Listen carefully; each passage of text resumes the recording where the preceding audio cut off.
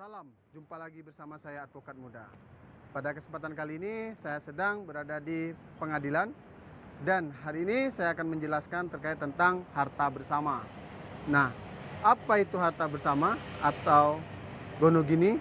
Harta bersama itu adalah harta yang diperoleh oleh kedua belah pihak setelah menikah, baik itu yang mendapatkan laki-laki maupun yang mendapatkan itu perempuan.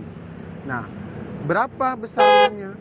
Secara hukum masing-masing mendapatkan 50%, 50%. Terlepas siapa yang banyak bekerja dan siapa yang sedikit bekerja, maka itu sama.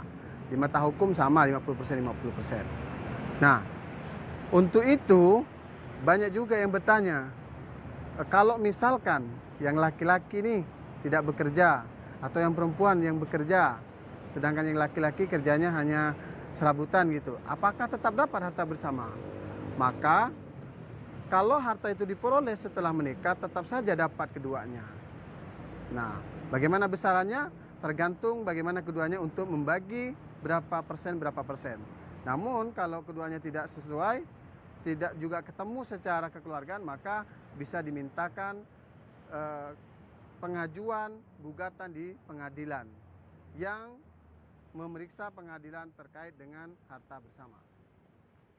Baik, sahabat-sahabat sekalian, kali ini saya kedatangan tamu yang ingin bertanya terkait tentang harta bersama atau harta gonogini. Silakan, Mbak. Nah, jadi saya ada pertanyaan. Ini ketika dua orang antara suami dan istri ini berpisah dan tentulah mereka meninggalkan yang namanya harta bersama ya Pak.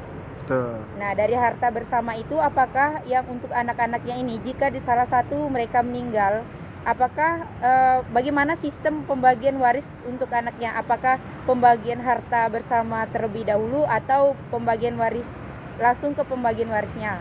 Seperti Ya. itu. Baik, sahabat-sahabat sekalian, ada pertanyaan dari Mbak ini, bagaimana ketika seorang yang telah meninggal, apakah harta bersamanya itu langsung dibagi atau sistem waris dulu? Nah, kalau seperti itu ada beberapa kemungkinan. Kalau memang secara kekeluargaan bisa saja langsung dibagikan kepada anaknya dan kepada suaminya.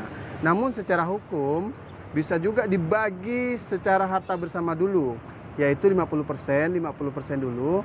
Kemudian bagian yang dari si janda ataupun si duda, maka dia mendapatkan lagi harta waris dari si ahli waris. Dari si pewaris.